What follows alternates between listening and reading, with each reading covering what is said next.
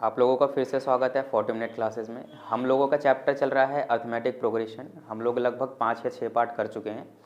आज हम लोगों को अर्थमेटिक प्रोग्रेशन में जो हम सम कर रहे हैं अर्थमेटिक प्रोग्रेशन का, उसकी एप्लीकेशन करनी है। जैसा कि बोर्ड पे क्वेश्चन लिखा हुआ है कि आपके पास भाई 200 लट्ठे हैं, है ना। लट्ठे मतलब लॉक्स, ठीक है, जो लकड़ी के लट्ठे होते हैं। तो 200 लॉक्स को एक ढेरी में मुझे लगाना है। जैसे कि हम लड्डुओं को लगाते हैं, है ना, नीचे से ऊपर तक लगाते हैं, एक लेयर बनाते हैं, इसी तरीके से इनको लगाना है। तो उसने बोला जो सबसे नीचे की पंक्ति है यानी रो है, उसमें 20 लॉक्स हैं, फिर उससे ऊपर 19 है, फिर 18 है, फिर इस तरीके से ये सिस्टम चलता जाएगा। अब इसने इस डाटा की मदद से मुझसे ये पूछा है कि पंक्तियों में भाई रखे गए हैं, क्या है भाई, कितनी पंक्तियों में ये लट्ठे रखे गए हैं। यानी कि जो भाई मैं यहाँ पे लेयर बना रहा हूँ 20, 19, 18, तो ऐसे करके कितनी लेयर बनेंगी, एक तो ये पूछा है। और इसने पूछा जो सबसे ऊपर वाली पंक्ति है यानी कि जो सबसे ऊपर वाली रो है उसके अंदर कितने लॉक्स होंगे। तो ये क्वेश्चन हमने पढ़ा। भाई जब ये क्वेश्चन हमने पढ़ा, क्या हमको कहीं एपी वाली फीलिंग आ रही है? आ रही है। 20, 19, 18 और 17, 16 ये इस तरीके से चलता जाएगा। जब मैं भाई इस तरीके से रखूंगा 20, 19, 18, तो कुल मिलाकर मेरे पास कितने हो जाएंगे? 200 हो जाएंगे। ये तो क्वेश्चन में दे दिया। इसका मतलब मुझे एसएन कितना दे रखा है? 200। ए कितना हो गया? 20, क्योंकि सबसे पहले 20 लगेगा। डी में गलती मत करना, कई बच्चे 1 लिख देते हैं, भाई यहाँ पे कम हो रहा है, डिक्रीज हो रहा है। 20, 19, 18, तो 19 में से 20 जब घटाओगे तो -1 आएगा। तो इस चीज़ का ध्यान में रखना। ठीक, अब आगे अगर हम बढ़ें तो हमको फाइंड क्या करना है? हमको फाइंड एक तो एन करना है कि टोटल नंबर ऑफ टर्म्स कितनी है। भाई यही तो है, पहली टर्म, दूसरी टर्म, तीसरी टर्म। यहाँ पे जो नंबर ऑफ रॉज है वही नंबर ऑफ टर्म्स के बराबर है। क्लियर हुआ? और यहाँ पे क्या तुम्हें एल पता करना है? क्या तुम्हें लास्ट टर्म भी तो पता करनी है? इसने क्या बोला, सबसे ऊपर वाली पंक्ति में कितने लॉक्स हैं, तो यही मुझे पता करना है कि ना लास्ट वाली रो में कितने, यानी लास्ट वाली टर्म में कितने लॉक्स हैं, यही मुझे पता करना है। तो इस डाटा की मदद से भाई पता कर लो। अब देखो, अब इसमें भाई दिक्कत है, इसमें यह दिक्कत है कि तुम पहले एन पता करोगे या एल पता करोगे। अब देखो ये थोड़ा सोचो इसको। भाई अगर मैं एल पता करूंगा तो क्या इसमें मुझे एन की ज़रूरत पड़ेगी? तो क्या एन मुझे पता है? नहीं पता। पर जब मुझे एन पता करना होगा और मैं एस एन की मदद से एन पता करूंगा तो एन मेरा आ जाएगा। तो बस अब जब इसको करेंगे तो हमें एस एन दे दिया भाई 200। अब एस एन का फॉर्मूला n/2। देखो a प्लस एल में तब लगाता जब l की वैल्यू दी होती। अब यहाँ पे नहीं दी है तो फॉर्मूला कौन सा लगेगा? 2a प्लस n-1 इंटू में d इक्वल टू 200। भाई n की जगह तो n ही रहेगा। 2a, a की जगह 20 आ गया, प्लस n-1 और d की जगह भी माइनस का 1 आ गया। अब इस 2 को क्या मैं इधर लेके पहली मल्टीप्लाई कर दूं? ठीक है, तो इधर आ जाएगा 400। बेटा मल्टीप्लाई होगा, इधर डिवाइड है, इधर आके मल्टीप्लाई होगा। ठीक है, तो इधर देखो, इधर तो n रह गया, 2 2 जा 4 यानी कि 40 आ गया। अब -1 को यदि n से करूँगा तो माइनस का n आएगा, और -1 को 1 से करूँगा माइनस माइनस प्लस, 1 1 जा 1, और इधर आ गया 400। ठीक है, अब इसको भी जब करेंगे तो ये आ गया 40n माइनस में n² प्लस में n इक्वल टू 400। बात समझ में आई? n अंदर मल्टीप्लाई हो गया। अब भाई क्या यहाँ पे कोई क्वाड्रेटिक इक्वेशन वाली फीलिंग आ रही है? बिल्कुल आ रही है क्वाड्रेटिक इक्वेशन वाली। तो भाई अब मुझे पता है जो स्क्वायर वाला होता है इसको मुझे पॉजिटिव रखना है, तो इसको तो इधर लाऊंगा नहीं, हम इस पूरे को ही इधर लेके जाएंगे। जब इस पूरे को इधर लेके जाएंगे तो 400 तो शांति से बैठा था, तो इसको तो कुछ करेंगे नहीं। माइनस का n² उधर गया तो प्लस का बन गया, ये प्लस का था उधर गया तो माइनस का बन गया, ये प्लस का था तो उधर गया तो माइनस का बन गया, और इक्वल टू 0। ठीक है, ये n² हो गया, -41n हो गया, और प्लस में 400 हो गया, इक्वल टू 0। अभी तुम लोगों को मैं क्वाड्रेटिक इक्वेशन चैप्टर करा चुका हूँ।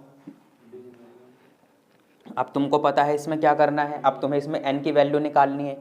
अब भाई किस तरीके से करते हो ये तुम्हारे ऊपर डिपेंड है, चाहे मिडिल टर्म स्प्लिटिंग से करो, चाहे डी वाले फॉर्मूले से यानी कि डिस्क्रिमिनेंट वाले फॉर्मूले से करो। और तुम्हें पता है करना किससे है? करना किससे है? डिस्क्रिमिनेंट वाले मेथड से करना है।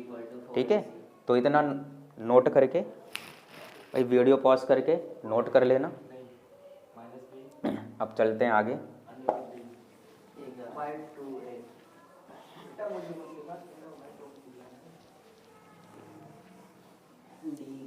यहाँ तक आया समझ? यहाँ तक आया समझ में? n square minus 41n plus में 400 इक्वल टू 0। अब इसके आगे भाई अगर हम सॉल्व करें तो यहाँ पे भाई d की वैल्यू क्या है? ठीक है, d की वैल्यू क्या है? b स्क्वायर माइनस में 4ac। भाई b तुम्हारा क्या है? माइनस का 41, तो माइनस के 41 का स्क्वायर माइनस 4a क्या है तुम्हारा? 1 है, और c क्या है तुम्हारा? 400 है। अभी 41 का जब स्क्वायर करोगे क्या आएगा? ठीक है, ठीक है, 1681 आया भाई। ठीक है, अब 4 4 जा 16 और 00 का 00, तो इतने में से इतना गया तो आ गया 81। तो d की वैल्यू 81 आ गई। तुम्हें तुरंत फीलिंग आ रही होगी, अरे वाह d की वैल्यू 81 आ गई, ये तो 9 का स्क्वायर है, यानी कि बड़ी आसानी से हो जाएगा। अब यहाँ पे अब तुम्हें n की वैल्यू निकालनी। देखो जब x वेरिएबल होता है तो हम x लिखते हैं, अब n वेरिएबल है तो n लिखेंगे। तो minus b plus minus under root D upon में 2a। माइनस का b यानी माइनस और माइनस का 41, ये फिर से बता दे रहा हूँ, यहीं पे गलती करते हो तो इसका ध्यान में रखना। प्लस माइनस अंडर रूट 81 और 2a की वैल्यू 1 है, ये आ गया 41 प्लस माइनस में 9 और नीचे में 2 आ गया। अब तुम्हें पता है इसके नीचे क्या करना है, ये करना है। तो या तो n की वैल्यू होगी 41 प्लस 9 अपॉन में 2, या तो n की वैल्यू होगी 41 माइनस में 9 अपॉन में 2। अब 41 प्लस में 9 50, तो 50 अपॉन में 2, 50 अपॉन में 2 25, तो यहाँ से तो n की वैल्यू 25 आती है। अब 41 माइनस में 9, 41 माइनस में 9 32, और 32 अपॉन में 2, 32 अपॉन में 2 16, तो यहाँ से n की वैल्यू 16 आ रही है। अब भाई बड़ी कन्फ्यूज़न, अब कन्फ्यूज़न ये कि यार नंबर ऑफ टर्म 25 भी सही आ रहा है और नंबर ऑफ टर्म 16 भी सही आ रहा है, ये कैसे हो सकता है भाई कि 200 ही लट्ठे को हम 16 इस रॉ में भी अरेंज कर दें और 25 में भी अरेंज कर दें। अब मान लो एक की वैल्यू माइनस में आ जाती, तब तो तुम्हें पता माइनस वाले को रिजेक्ट कर देना है। अब ये दोनों हैं, तो क्या ये प्रैक्टिकली पॉसिबल है कि दोनों हो जाएं? नहीं है। तो इसका मतलब हमें इसको चेक करना पड़ेगा कि कौन सा होगा कौन सा नहीं होगा। बात हुई क्लियर? इसलिए क्वेश्चन इंपॉर्टेंट है ये, तो अब हमें चेक करना पड़ेगा। ठीक, तो यहाँ तक नोट करके अब आगे बढ़ेंगे।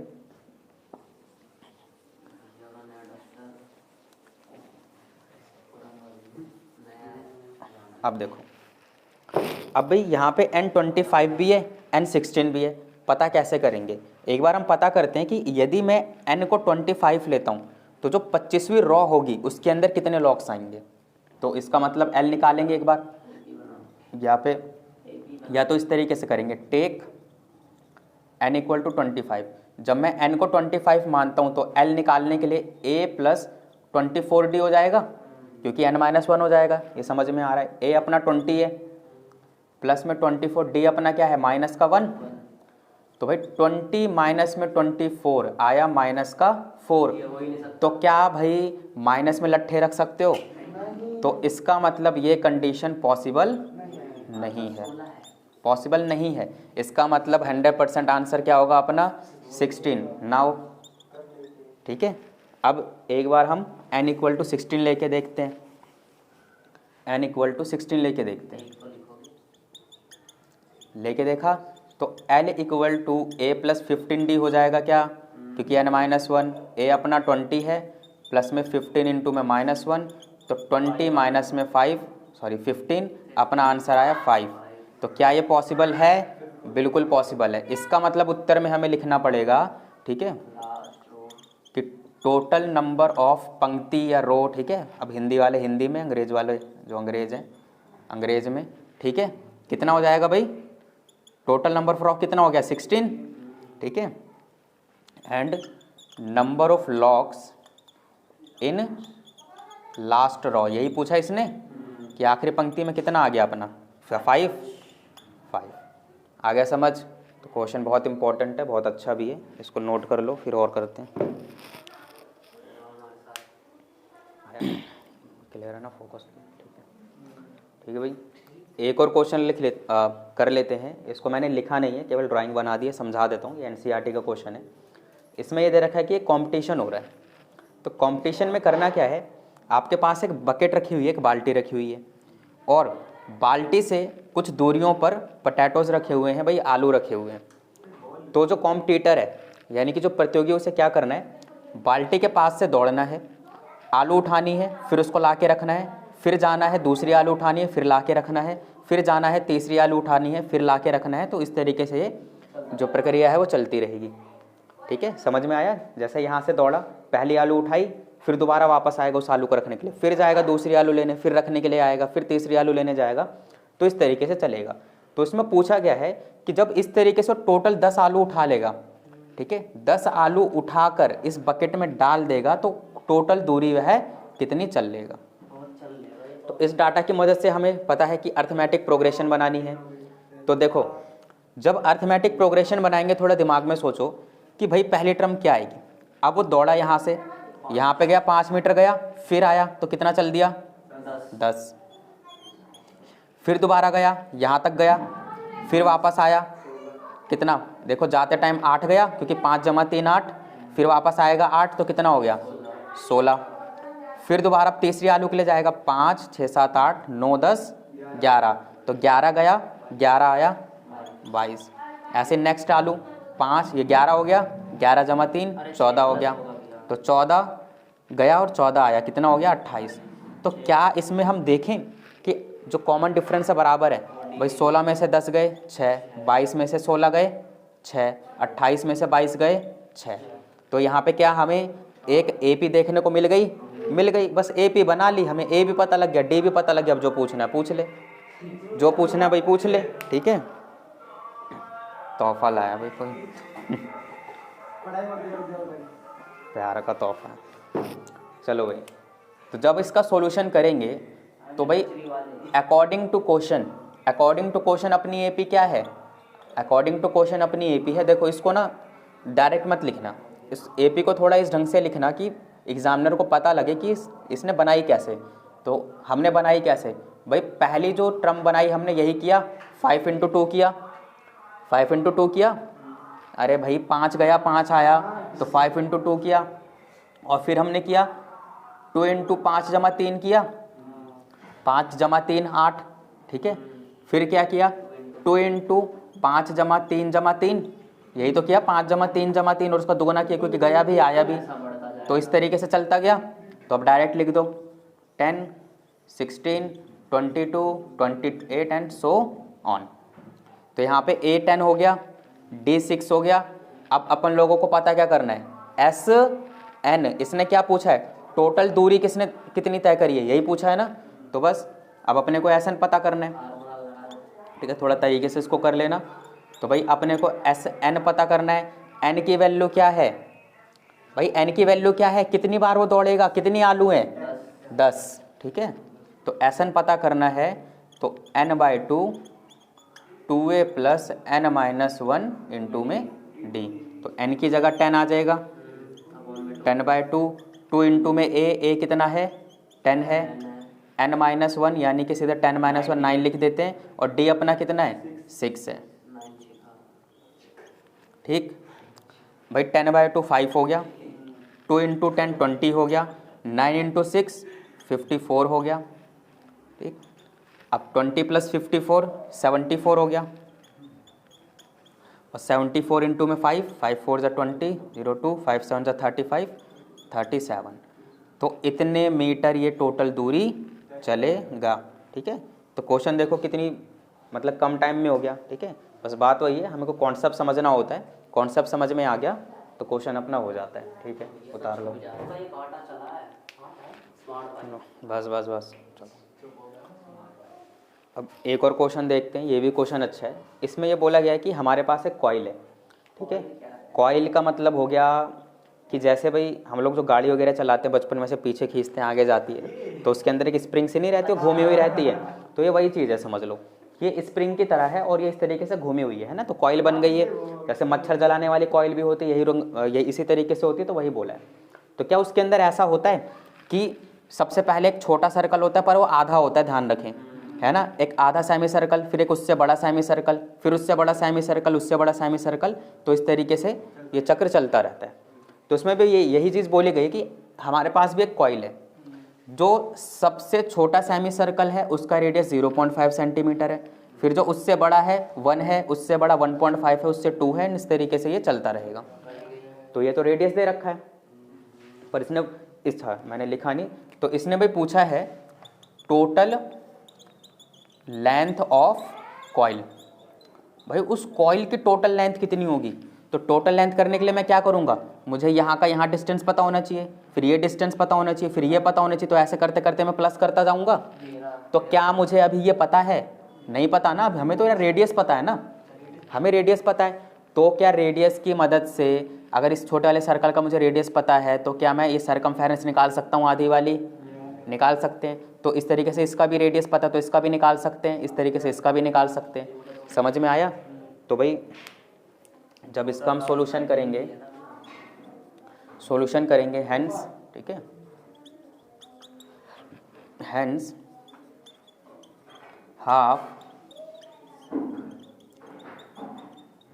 सरकमफेरेंस ऑफ, ठीक है, सर्कल्स, यानी कि जो सर्कल्स हैं हमारे पास, भाई देखो सरकमफेरेंस तो उसकी आधे ही लेनी पड़ेगी, ये हमें समझ में आए। तो किस तरीके से निकलेगा भाई, ये जो L1 है, L1 यानी कि इस वाले सेमी सर्कल का, तो L1 कैसे निकलेगा भाई, सरकमफेरेंस ऑफ सर्कल क्या होता है 2 पाई r, और आधा करना है तो बाय 2 कर देंगे, तो 2 से 2 गया, पाई की वैल्यू लेनी है 22/7, इंटू में कितना आ गया 0.5 आ गया।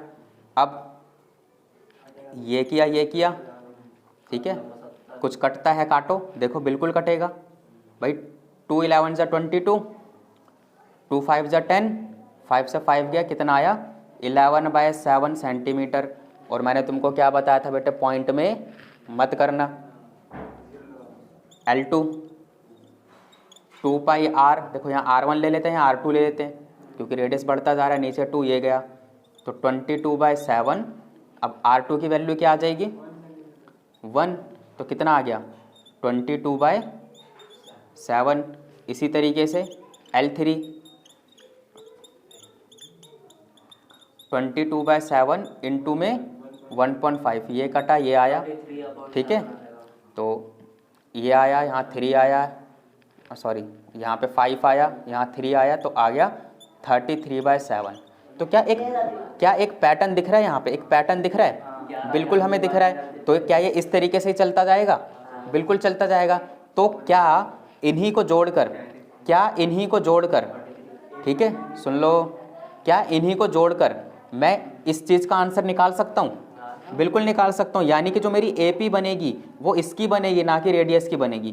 तो ये हमने लिख दिया, तो हम यहाँ लिखेंगे हेंस भाई रिक्वायर्ड AP हमें क्या हो जाएगी, जिस AP की हमें ज़रूरत है वो क्या बन गई 11/7, 22/7, 33/7 एंड सो ऑन। अब तुम्हें पता है 44/7 आएगा, 55/7 आएगा, तो हमने इतना लिख दिया एंड सो ऑन कर दिया। भाई क्यों लिखूँ हम ज़्यादा, क्यों माथा खपच्ची करें, है ना, रिस्क फालतू में क्यों ले, ठीक। तो यहाँ तक हमने कर दिया। अब इस चीज़ को नोट कर लोगे, वीडियो पॉज करके, ठीक है, रुकूंगा थोड़ी। अब देखो, अब जिस चीज़ की हमें ज़रूरत थी वो तो हमें मिल गया भाई।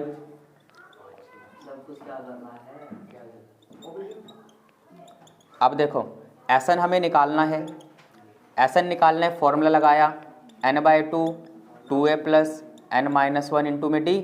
n की जगह क्या आएगा भाई, n की जगह क्या आएगा, नंबर ऑफ राउंड कितने दे रखे हैं, इधर देख लो यार, नंबर ऑफ राउंड कितने दे रखे हैं 13। तो जैसे ये पहला राउंड, ये दूसरा राउंड, ये तीसरा राउंड, इस तरीके से 13 चलेगा, यानी टोटल नंबर ऑफ टर्म कितनी हो गई 13। तो 13/2 2a, a अपना कितना है 11/7, n-1, तो 13 में से 1 गया 12 और डी अपना कितना है, डी इसमें से माइनस करो, कितना आ रहा है, बैग गधो, इसमें से जब ये माइनस करोगे तो कितना आया, ऊपर वाला एज इट इज़ माइनस हो जाएगा और नीचे 7 भी तो रहना चाहिए। तो 22 में से 11 का 11 नहीं बचा तो 11/7 नहीं आएगा। तुम लोग 11 कर रहे हो तो यहाँ आ गया 11/7। यहाँ 13/2, यह आ गया 22/7 प्लस में, अब 12 इंटू में 11 करोगे कितना आएगा, 12 इंटू 11 करोगे 132 आएगा। अब इसको ऐड कर दो, जब इसको और इसको ऐड करोगे तो तुम्हारा बनेगा 451। अब देखो तुरंत फीलिंग आ गई कि भैया 7 का मल्टीपल है। देखो 7 2 जा 14, 7 2 जा 14। अब 2 से ये कटा 11 आया तो 13 इंटू में 11, 13 इंटू में 11 143। तो 143 ये सेंटीमीटर में था तो 143 सेंटीमीटर जो इसकी टोटल लेंथ आएगी वो कितनी आएगी, 143 सेंटीमीटर। ठीक है, क्या यह समझ में आया? ठीक है, क्या हुआ, कैलकुलेशन में गड़बड़ लग रही है? अरे भाई ये देखो ना 7 2 जा 14, यहाँ 1 बचा 4 बचा तो 7 2 जा 14। अब इस 2 से इसको काटा 11 आया और 13 इंटू 11 कर दो। ठीक है 143 आएगा। अरे ये देखो ना करोगे तो यही आएगा 143। तो ये हो गया 143। तो यहाँ पे लिख देंगे हेंस कॉइल की कुल लंबाई या टोटल लेंथ ऑफ कॉइल, ठीक है, कितना आ गया 143 सेंटीमीटर। ठीक है, तो कुछ इसी तरीके का क्वेश्चन है, बुक में और भी दे रखे हैं, एनसीईआरटी की सॉल्व कर लो, बहुत अच्छे क्वेश्चन है। ठीक, तो जो कुछ अच्छे क्वेश्चन थे जिनमें कुछ दिक्कत होती है वो मैंने करा दिए, और इसी के साथ अर्थमेटिक प्रोग्रेशन को अब साइड करते हैं। ये चैप्टर हमारा ख़त्म होता है। टोटल में भी शायद 6 या 7 पार्ट बने हैं, तो उम्मीद करता हूँ समझ में भी आ रहा होगा। तो इसी तरीके से और चैप्टर को समझने के लिए हमारे साथ जुड़े रहें, चैनल को सब्सक्राइब भी कर दें और लाइक भी कर दें, शेयर भी कर दें। ठीक है, इस चीज़ की गारंटी है कि फ़ायदा इससे ज़रूर होगा, ये बात भी तुमको पता है। तो अच्छे नंबर पाने के लिए कोई भी मौका मत छोड़ो और फॉलो करो, नोट कर लो। Thank you.